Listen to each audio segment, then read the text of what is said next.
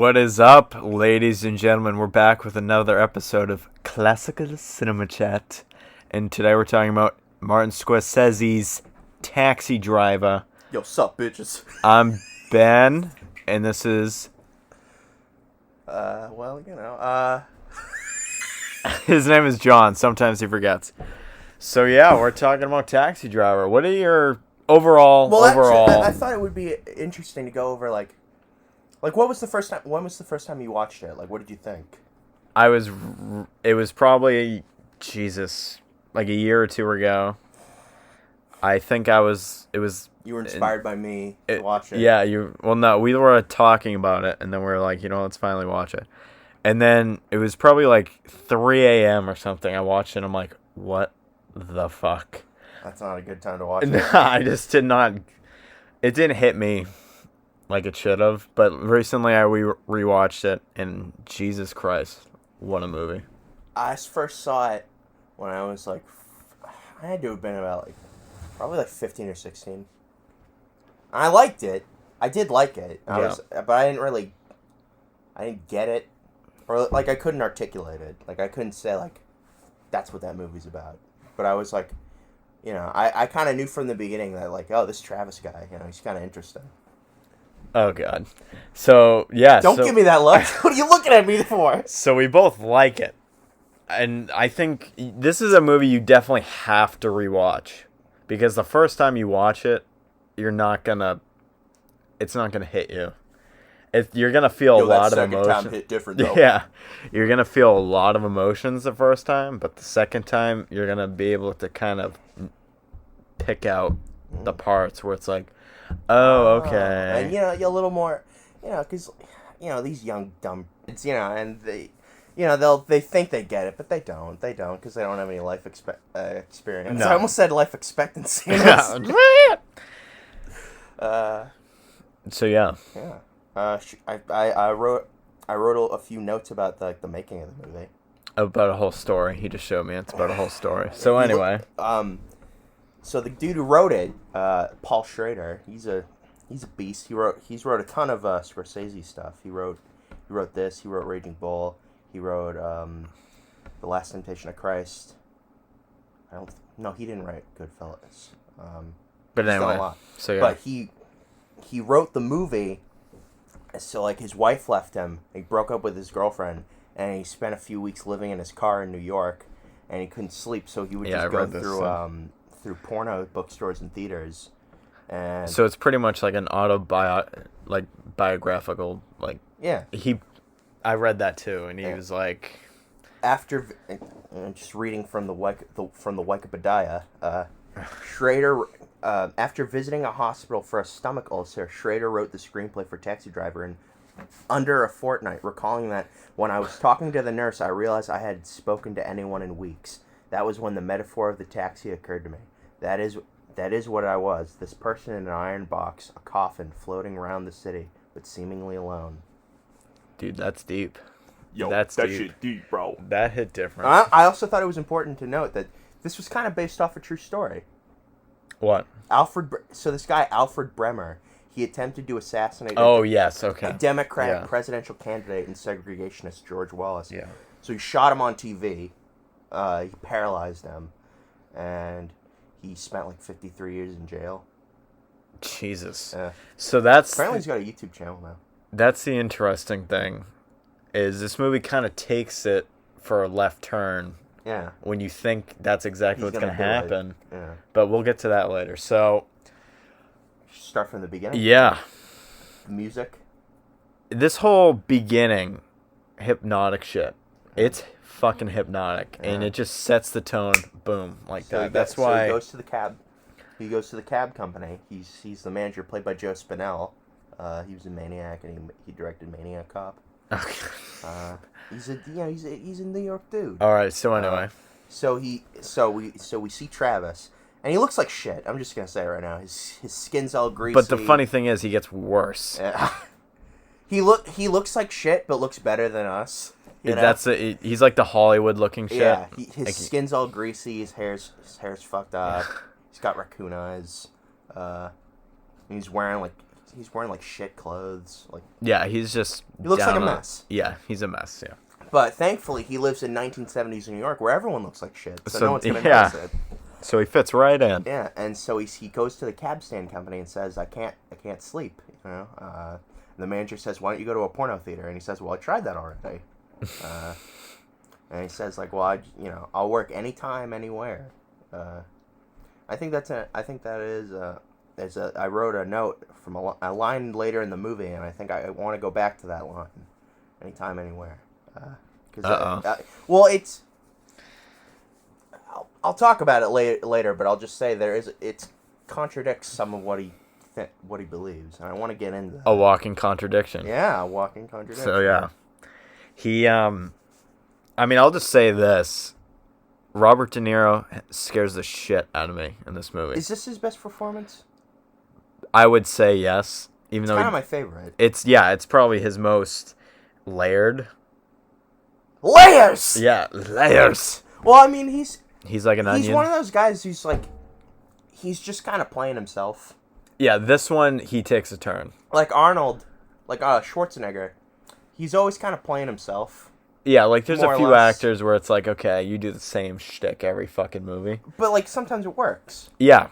And with De Niro, I'd say for the most part it kind of works. Yeah, but this movie actually does something different. Back when he tried. Yeah. Just putting it out there. He does, yeah, not direct-to-DVD grandpa movies, but What, dude? You're saying Dirty Grandpa wasn't great? Anyway, but yeah, so he signs up for the job and he immediately goes into a porno theater. That's the thing, yeah, no, pretty much. No, we got the monologue. No, we got the monologue first. Did you just write the whole movie down? Oh Christ! Don't question me. Anyway, so yeah, I just want to go through the first monologue. May 10th. Thank God for the rain, which has helped wash away the garbage and the trash off the sidewalks. I'm working long hours now, 6 in the afternoon to 6 in the morning, sometimes even 8 in the morning. 6 days a week, sometimes 7 days a week. It's a long hustle, but it keeps me real busy. I can take in $350 a week, sometimes even more when I do it off the meter. All the animals come out at night. Whores, skunk pussies, buggers, queens, fairies, dopers, junkies, sick, venal. Someday a real rain will come and wash all this scum off the streets. And, I'd say that's what professionals would probably call a red flag. Oh, yeah. See, that's the interesting thing, is he still does business with these people, even though he hates them. He drives around. He drives doesn't care. Anytime, anywhere. Yeah, he really doesn't care. He puts himself in situations where... Bingo. He puts himself in the situations. That's the whole point of this, is like... He's doing it to himself, even though he doesn't think he is. Well, it's the whole thing with the porno shop thing. Like, he'll go in, but he hates being there. But he still just does it. Goes. Because he, like, needs to. Yeah. He feels like it's weird. Yeah, it's, yeah. I'm agreeing with you. And it's weird. We're actually agreeing with each other. But, would you consider Travis Bickle the proto-alt-writer?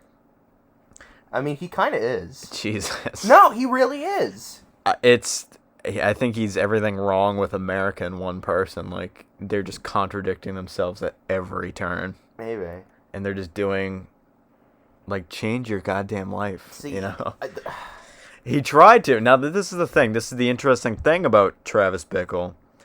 He does try. He does, but he does in every wrong way possible. I just want to say, especially after 2020, there are a lot of Travis Bickles walking around, and it's really scaring the shit out of me. That's the thing. Like, we'll see. But trying to stay on track in the movie. That's the thing about this movie, is it tricks you so hard. It tricks you into sympathizing with a crazy person. That's the thing. But even the movie itself, this would never work as a book. No. It would never work as a book. You have to watch it. Well, it goes back into tricking you, right? Because if you're the monologue, if I just read that to you, you'd be like, all right, well, that sounds well, but this guy already sounds like kind of a crazy dude. But because you're seeing it, you're seeing how gross 1970s New York was, which it was. It was terrible. It was gross. People thought Escape from New York was going to be a documentary, I mean, it was bad. I know. And so you're trash seeing it, everywhere. So you're seeing it, and you know, you're kind of going like, yeah, I can kind of see where I, you know, you're not gonna go like, well, I want to do what he does, but you can kind of get where he would. Yeah, where he would go in the there. beginning, you're kind of like, okay, yeah, no, I get it. Yeah. And then as the movie goes on, you're like, holy shit. But let's get into the relationship with Sybil Shepherd, with Betsy. Betsy! Yeah. Listen, can I call you sometime? Listen, Betsy. Hey, can I take you out? Hey, I flowers. first saw her at Palatine Campaign headquarters at 63rd and Broadway. She was wearing a white dress. She appeared like an angel. Out of this filthy mess, she is alone. They cannot touch her. See, like, that's another red flag. Yeah, he's obsessing over this chick. He doesn't even know. Exactly. Like, you just saw this chick, and now you're like, she's an angel. Well, now I just want to, you know. It's just creepy. I get it, but come on. I know, it's like... Set up some foreplay, come on. And then Albert Brooks, the god amongst men. Playing a male feminist? Yeah, playing... If this movie was made now, he'd be the villain. Oh, that's the funny thing. And he's just creeping on her the whole time Travis is talking to her. He's like... I love you. He's like, in this relationship, or whatever I'll be the man. Yeah. What was up with the match trick? So he was like, well, luckily I'm not a newspaper guy or hot dog vendor or whatever. Yeah, and he's like, oh, was the newspaper man Italian? Yeah, the mob will blow off your fingers. If you're caught to be a thief, the mob will blow off your fingers. And if they kill a pigeon stool, they'll leave a dead canary by you. Now, this movie does get an F for me because Albert Brooks played Marlin, Nemo's dad, and Nemo didn't show up in this movie. I know. Dude, Albert Brooks wasn't asking for his son. Yeah. At any time in this movie. He didn't grab Travis and go, have you seen my son? Please! I need my son! Yeah. Carl? He didn't go, Carl? Dory! But yeah, so that whole relationship, she's the one who kind of starts questioning him. Yeah. I think she's the person that Travis is to Jodie Foster. Well, I think it's because, I mean, you kind of get this impression of her that she's probably, like, upper class. Well, yeah, I mean, she's definitely nicer. She's upper. She says she's from upstate New York, so she's clearly upper class. So she would be questioning Travis, because everybody else, they're all living like him. They all live in the shit. Yeah. They all live in the shithole, environment. So they wouldn't be really questioning why he feels the way he feels, or acting the way he acts. And then he's like, "Oh, let me take you out to a movie." Takes her to a porn theater. We'll get there. But first, I kind of want to ask, what would you diagnose Travis with?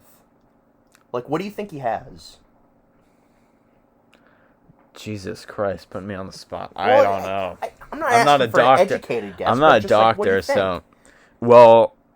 I mean, he's clearly depressed, right? Well, depression, insomnia, probably schizophrenia. Probably. He's just putting these thoughts in his head.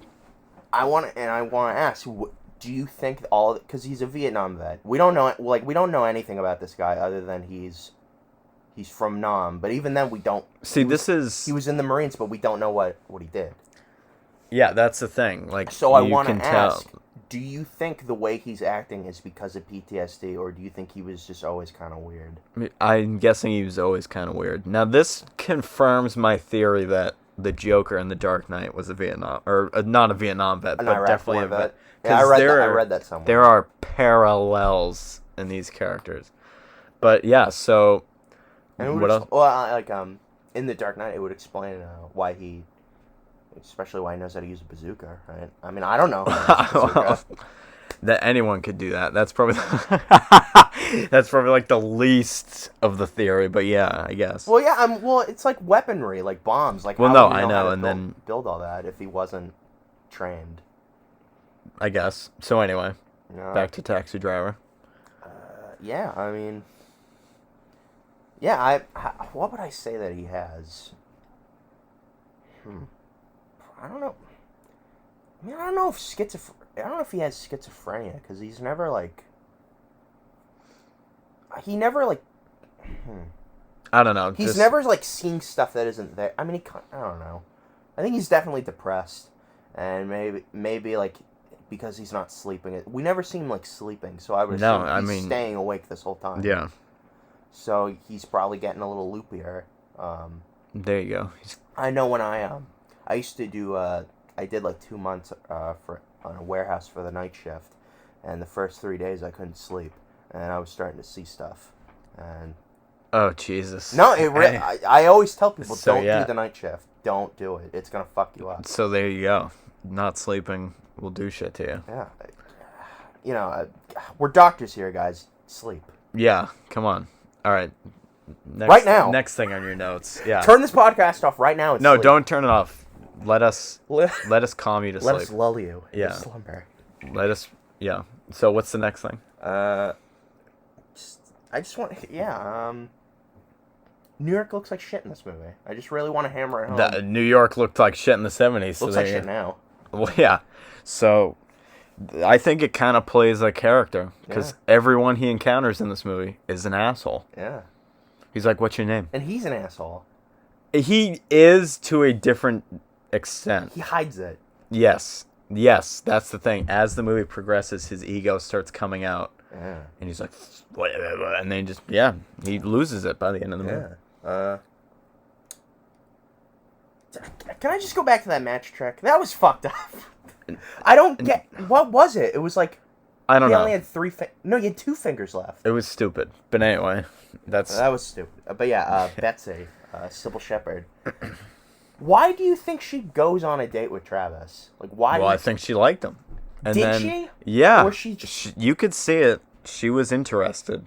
Because he was, like, playing her up, and he was like, whoa. Well, I mean, I guess because he, like, went up and asked her. Yeah, he was like, whoa. She was like, whoa. And then, as she learned more about him... I got that line, too. She was like, He goes into, the Palatine, building. I guess that's what you'd call it. I don't know. Well, yeah, and I he know. says, like, I want to help campaign for you. And she asks him, like, what, what do you think about Charles Palatine? And he just admits to her face, like, well, I don't really know who he is, but I want to support him. That's exactly the point of this movie. Like, he knows... He puts definitely honest. He puts his energy in all the wrong places. Yeah. Because... And then And she asks him, like, why...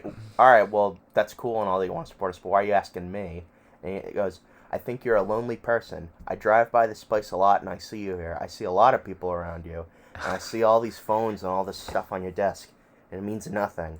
And when I came inside and I met you, I saw in your eyes and I saw the way you carried yourself that you're not a happy person, and I think you need something. And if you want to call it a friend, you can call it a friend. He's basically talking about himself, right? Exactly. Well, yeah. No, I know. Yeah. He's protruding himself onto her, so he's like... Will you be my friend, please? Yeah, that's the thing. Like, that's the whole movie, pretty much. Yeah. He's trying to find... And then he takes her to a porn theater. Hey. Well, no, first they go to a diner. Oh, yeah. Well, yeah, they get some... He has apple pie with melted yellow cheese, which sounds gross. Can I just say that? That sounds gross. That's a sign that he's crazy. I want to talk about that, dude. So, Paul Schrader was talking about, like, they were talking about, like, how food kind of, like, represents who you are. You know, like, you are what you eat. Okay.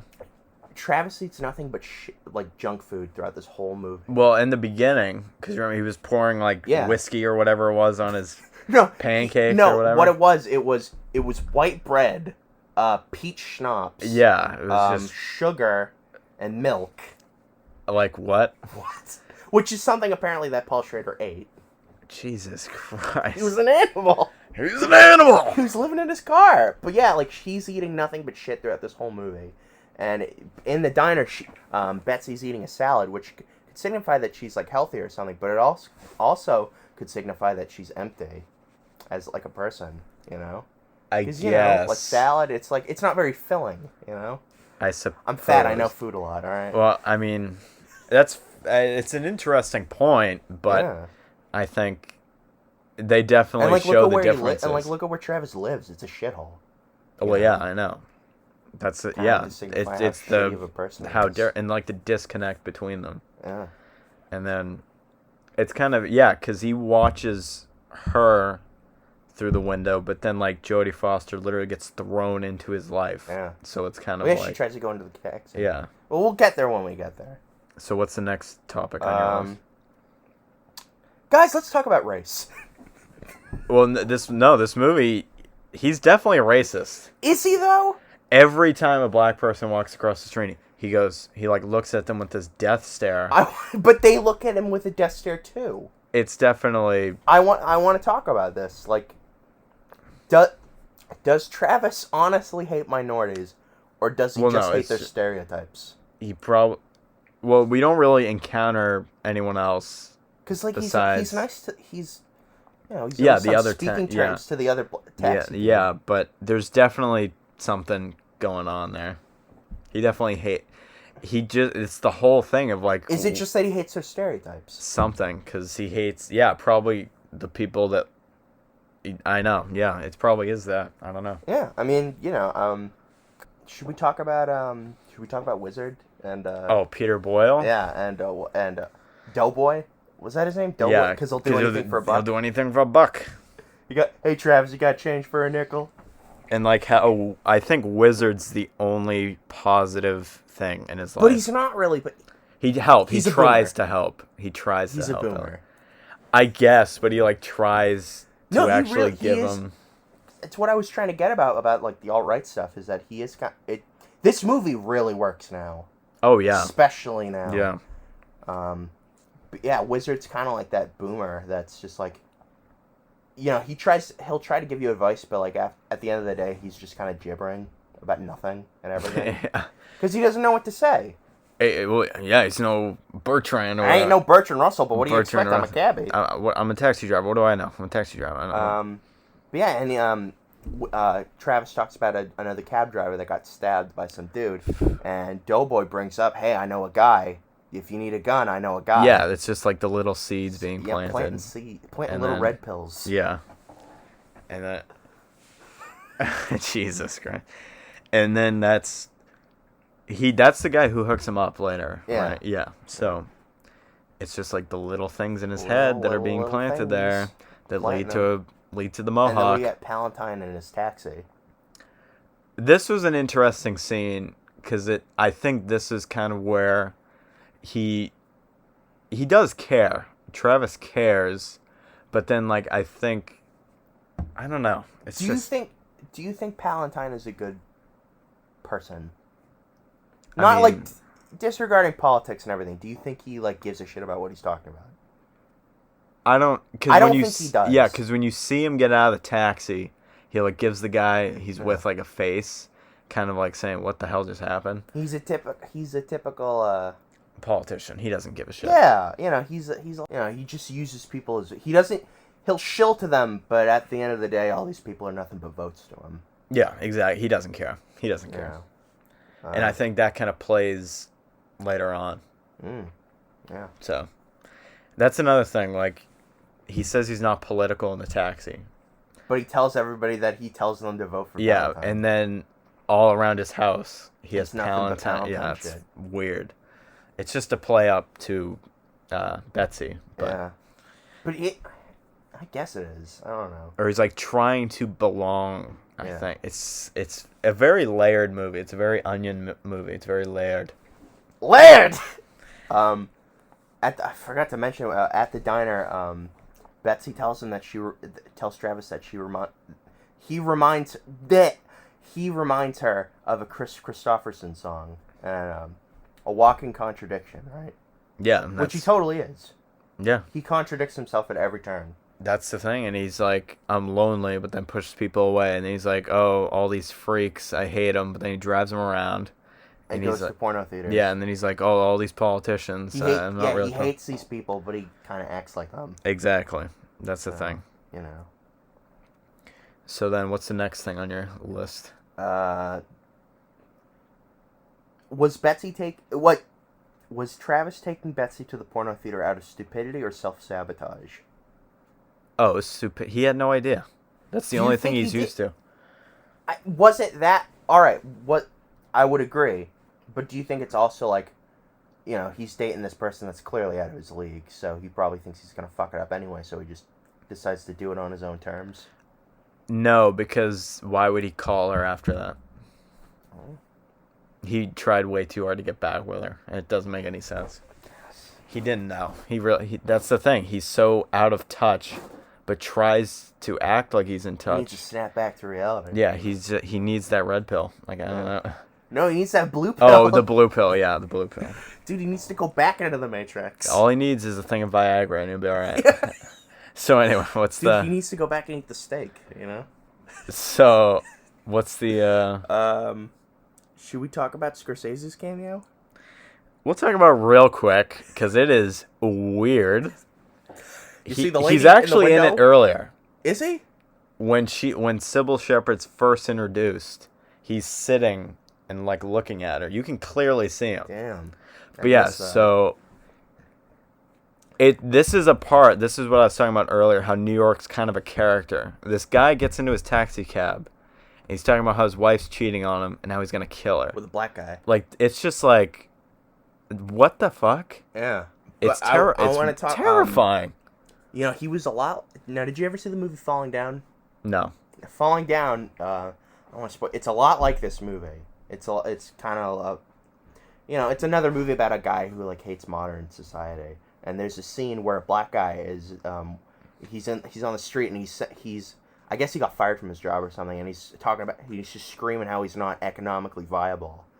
And it was kind of like this scene in Taxi Driver, because it's like Travis is meeting a guy who's a lot like him, and it's another guy who's about to snap because he can't take it anymore. And then, like, that comes into play later when the shop owner... Because he mentions the 44 Magnum. That too, yeah. And then Have you ever seen what a 44 Magnum does to a steelbook? No, it destroys it. That you should see. You should see what a 44 Magnum does to a copy of Shark Tale. Scorsese is directing the scene of him directing Travis. No, don't put the meter up. Don't put the meter down. What are we doing? I'll pay for it. I'll pay the amount. Yeah, I'm paying for it. You don't have to answer. There's whale poo, and then there's that guy cheating on my wife. Come on, who's your puff daddy? Yeah. So yeah, and then I think that's kind of like the first time like Travis is like, this can actually. Ooh. It puts the idea in his head. Hey, I want to try this. Yeah, it puts the idea in his head. Can we talk about Wizard's advice that he gives to Travis? The whatever he gives to him. Travis said, this was kind of like the scene that kind of affected me the most in the movie, because it was really like. It was him. It gets there. It was Travis actually asking for help. Like he was trying. Like, I got bad ideas in my head, man. But he doesn't know how to say it. Exactly. He's like almost there, but then. Well, I think a part of it is like he doesn't want to incriminate himself. Yeah. If he does do something. Yeah. But part of it, I think it's also just he doesn't know how to talk to people. Right. Yeah. And Wizard gives some quality advice, and I want to read it right now. Yeah. A man takes a job, you know? And that job, I mean, like, that becomes what he is, you know? Like, you do a thing and that's what you are. Like, I've been a cabbie for 13 years. 10 years at night. I still don't own my own cab. You know why? Because I don't want to. That must be what I want. To be on the night shift, driving somebody else's cab, you know? You get a job, you become the job. One guy lives in Brooklyn, one guy lives in Sutton Place. You got a lawyer, another guy's a doctor. Another guy dies. Another guy gets well. Another guy steals your tater tots. Another guy takes your lead in My Fair Lady. I was gonna say maybe he didn't give him good advice because he was pissed off at Travis taking the lead part in My Fair Lady. Yeah, he stole my tater tots. It's the one scene where he shows a little like he's going to the good side, but then obviously he doesn't. Yeah. Have you ever been in that position where like you're trying to ask for advice and someone just goes off and just? Oh yeah, all the time. I know what you mean. Yeah, it's like okay. Just like I can't trust any of these people. Like I don't need a lecture. I just need help. It's not even not even a lecture, but just where it doesn't make sense. Yeah. They're just talking. Yep. And it's kind of just like, what are you even talking about? This and they even say that. Yeah, he says I'm not Bertrand Russell, but what do you expect? I don't even know. Well, and then and then Travis Bickle's like, that's the worst fucking I don't know advice. Either. Yeah, that's the worst fucking advice I've ever heard. Yeah. So yeah. That scene hit different. It did hit different. What's the next thing? We see Iris trying to get into his cab. Yep, that's That's probably another part where it's a little light of like good that he's gonna try to do. Yeah. because like and Harvey Keitel dressed as Tommy Wiseau. Yeah, and he looks like Tommy Wiseau, and hi, Travis. How are you? like Tommy Wiseau. He tried to get Travis to be in the room. Yeah. He throws him a 20. Please be in my movie. Yeah. What? And he keeps that 20 for like. It's like a reminder. Yeah. Should we just go ahead and talk about Easy Andy, the salesman? Oh yes, the guy. Listen, I'll get you a Cadillac. You want a Cadillac? He has everything in a suitcase. He's just. It's a pretty damn good suitcase. Hey, dude, he's selling everything. He sells him a gun. He sells him the whole. No, he sells him the whole suitcase. He sells him the whole suitcase. Yeah, he's like, I'll take it all. Yeah. Because he does nothing with his money. So yeah, this is a red flag. Yeah. Buying guns. When he takes the 44 Magnum and he just aims it at the window. Oh yeah, and that's like the first. It's almost like first person. He aims at the people. Yeah. So it's like, well, that'll tell you something. Well, he's gonna do something. Yeah. What else do you do with a gun? You know. Yeah. No, I know. So. And then Easy Andy's going like, "Hey, you want uppers? You want that? Yeah. You want grass? Yeah, he tries to sell him literally everything. How about a Cadillac? He tries to sell him everything. I'll get you a Cadillac with a brand new pink slip. And then we get the scenes with him training with the guns. Yeah, like. Is it wrong to say that was kind of cool? The way they edited it together was very cool. And like the scene where he creates the shoulder, like the hidden. Yeah, that's cool. It is cool, but it's like. I want to make that. Not with a gun, just 911. Just what? No, it's cool. It's cool. But you talking to me? You talking to me? You talking to me? That's you discussing cinema with me? Yeah, like you having a classical cinema chat with me? Exactly. I'm the only one. Plug. Gotta plug it. It's. I mean, that's probably the scene that everyone has seen. Yeah. You talking to me? Even if you haven't seen that movie, you know that line. Exactly. I want to ask, what is your favorite real-world gun and from what movie? You know, just like, I'm... No, really. Okay. Like, from what movie, you know? Like. I mean, it's going to have to be the 44 Magnum of Dirty Harry. That's a good one. Because it's, like, iconic. Do you feel lucky? Poke. That's a good one. I thought of that one. What about the M16 from Scarface with the grenade launcher? Say hello to my little friend. You cockroaches! Yeah, like that's a good one. Yeah. So it's the same one they use in Predator too. God bless.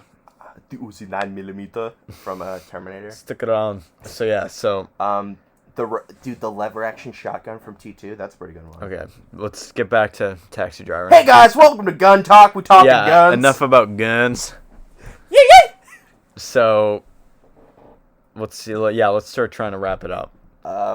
So he goes to see Tommy Wiseau about Iris. Yeah, this was so. He sees her on the street and he like kind of follows her. Yeah, like a creep. Like a creep, but I think this was in a different sense. Like with Sybil Shepherd, he was just being a creep. He's a concerned creep. But there you go, concerned creep. I'll give you that one. But then it eventually leads him back to Tommy Wiseau. Sport, yeah. Who, what a douchebag. What a dude. The way Travis looks at that guy when he goes on that, probably not going to say it on this show. Yeah, it's just, he tries to. Just disgusting. And it's really, he manipulates everyone. It's like everything that Travis hates in one person. Exactly. There you go. Exactly. That's why. Just absolutely disgusting and completely unrepentant. That's why what happens probably, because he's just like, what a piece of shit. And you get like a really creepy scene with Travis and Iris where she's trying to, it's really, but he doesn't do it. Where she's so trained at 12 years old to do bad shit, and he's like, listen, no. What she is? Well, I mean, yeah, she's a prostitute, but at 12 years old, he's trained her to do this. She's a runaway. She ran away from home. Yeah, this is an interesting thing that I noticed. You remember when he's like, "Oh, what are you trying to do me? I don't want your money." Yeah. But then the next time we see him, he's taking money from a guy asking where Iris is. Oh. So I think it was literally just because she was there. He was trying to show that he it was another manipulative thing. Yeah. He knows. He just. But But he tries to tell her, like, why are you doing this? Where are you? Yeah, You know? he tries to. He literally doesn't do anything with her. He's stopping her. Yeah, he's telling her to leave. And he's like, listen. Haven't you ever heard of women's lib? It's just, you're definitely an Aries or whatever it is. What is it with Libra. dumb white women and astrology? Seriously, they all love it. You're definitely a Libra. What's the deal with dumb white bitches and astrology? Before we get taken down, what's the next one? Because now we're trying to get near the end here. Well, the assassination attempt. Well, I just want to talk how Iris is kind of brainwashed by modern culture. Well, it's him. It's fucking sport. Yeah. He's like trying to like, listen, you need me. Listen, we're that good. That seems fucking creepy. It is. It's very creepy. You need me, Iris. Yeah. What a story, Iris. I didn't get my pin promotion. Yeah. Travis betrayed me. I'm fed up with this world. Oh, hi, Iris. Yeah, no, literally. He's so weird. Oh, hi, Palantine. But yeah, and then after this, Travis starts going really crazy. Or wait, no. He meets the Secret Service guy. Yes. You remember the Secret Service? Yeah. He's got a creepy smile. He does this creepy-ass smile. I mean, he's always kind of had a weird smile. What was that name that he gave? What Harry is that? Crinkle. I know. What is... I don't know. It's where just a random name. Yeah, and then I think he noticed the Secret Service guy was like, that's 6 numbers for the zip code, and he was like, kind of like, uh-oh. Oh. He writes a letter to his parents. Oh, yeah. Yeah, he's like, I don't even know what your birthday is anymore. Yeah, he's like, it's Father's Day and Mother's birthday or something. Yeah, I don't know. And he lies to them. He says, he's still dating Betsy. So yeah, he's making all this shit up. So, and then this kind of leads into what he plans to do. So, let's get into that a little bit. Why do you think he wanted to kill Palantine? Maybe to get back at Betsy? That could be it. But I think a lot of it is just like... trying to get noticed. Maybe, but I think a lot of it is Palantine kind of represents the reason that everything sucks. And when he kept saying, let the people rule. Yeah. And something that Travis clearly doesn't want. Yeah, he was like... Because, like we said, he's just kind of, he'll use them as votes, but he's not going to change or anything or make anything better. And I think that's really why Travis wants to do it. And he kind of put the blame on him. Yeah. Yeah. So, and then this is where the movie gets interesting, because you think he's going to kill him. He's going to do it, but he fucks up. Well, we don't know. He got caught. Yeah. The Secret Service guy noticed he him. ran away, and he doesn't end up killing him, which the first time I saw that, I was very surprised. You thought he was going to do it? Oh, yeah, 100%. I was like, wow. But I thought that was kind of like a cool left turn to take, because I was not expecting that. Well, it tricks you into thinking. Because if he killed Palantine, you'd be like, well, maybe, half the audience would have been liking it, but not everybody would have been like... No, I know what you mean. Like, it definitely would have... I think it was a good idea. It would have vilified him. Yeah, way too quickly. Yeah. Like, it had to wait a little bit. It was boiling. And then, after that... He goes to see sport. How's it going in the pimp business? Yeah, and it's just like the most badass scene, because then he's on this, and he just shoots him. He shoots him. He shoots the mob. He shoots the dude's fingers off. That is a callback to the Mafia Don scene. Oh, okay, that's fair enough. I didn't think of that, but yeah, did you notice that there was like maybe it was just like the lighting in the area, but it felt like there was a filter on this scene. It was like darker. I read the MPAA. Because it's too violent. Gave the movie an N7. That makes sense. So they had to give it a filter. So yeah, he just goes in there, starts shooting fucking everybody. But then he gets shot in like the neck. Yeah, it must graze his neck or something. Yeah, it just grazes his neck. And the thing is, he doesn't even get phased. No, he doesn't. Well, he's like, whatever. Because when he's training, we missed that part. That's a great scene where he's training. He has that big gash on his shoulder. Yes, okay. So maybe he's just kind of pain resistant. He knows, yeah. Makes all of his muscles tight. Yeah. So yeah, and then that was a crazy scene where he put his hand weird. in. Like why? He's just a fucking weird dude.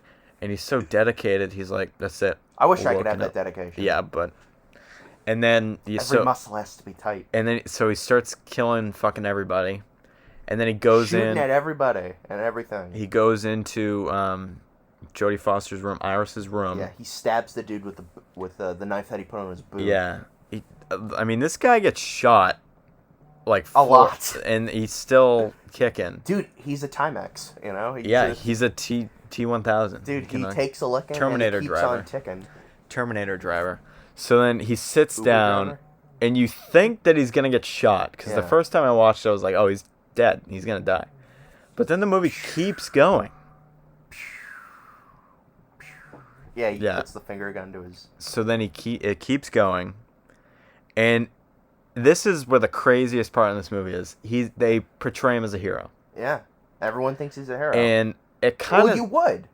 Exactly. Well, yeah, that's the thing. He was. If you had no idea who this guy was, you'd think he was a hero. And then he saved Iris. What he wanted to do, he did, and now she's back with her family. Yeah. But now this crazy person is still walking the streets of New York. Walking the streets. And he's a hero to people. He has succeeded. He fooled everybody. He has succeeded. Well, he fooled himself. That's the thing too. Yeah, I think he's living. He's a hero now. And then probably the best scene in the movie, I think, my favorite at least, is when Sybil Shepherd gets back into the taxi. Yeah. And it doesn't even show her normally. It's through the rearview mirror. Yeah. So I think that's kind of symbolizing he's done. Yeah, he's done with her. Now, it seems like he's... kicking her to the curb. He's a little bit normal, but I think when he looks back in the rearview mirror... Well, it's because he let out... Because he killed those guys. He let it all out, right? It must be. You know. He's starting to get... Yeah, it was just a crazy... He's right back to where he started, right? Oh, I think so. Because then he's just going to go back. Do you think he died? There's like a whole theory. No. I don't think he died because that would have made the whole thing... It would have made it interesting. Still kind of stupid. But yeah, and then people think it's a dream sequence. It's like, no, that doesn't why? go... Like, she doesn't end up getting with him. Exactly. So it wouldn't have made any sense. Yeah. And I'm telling, like, everyone should watch this movie at least once. Yeah. Super hypnotic. What would you rate it? It's got to be a 10 out of 10. Because, I mean... I'd say so. It's one of the few movies where it really does play with you. Yeah. It's super hypnotic. Every performance is amazing. Like, you don't see Robert De Niro or Jodie Foster. Yeah. You see the characters. It's pretty creepy. Like, good. Like, creepy good. Yeah. And you still... He's... Like, Travis, he's a crazy dude. But you still like him. You still... Because you see it. You're still... Yeah. Because you've went on this, like, wild journey with him. So it's like... You know, That's the thing. I'm not going to go with you with what you're doing, but I get it. You empathize with him the whole way, and you're like, God damn it, stop. He's a walking contradiction. Dude, stop tricking me. He tries to kill the fucking senator, but yet saves Iris. Yeah. So it's like, I don't know what to do anymore. But yeah, no, I think, now that I've rewatched it, now that I've thought about it, it's probably my favorite Scorsese. Probably. My top 3 are probably this, The Departed, and King of Comedy. Not Goodfellas? I'm not a... It's up there. You motherfucker! Yeah, it's up there, but I just like his other films better.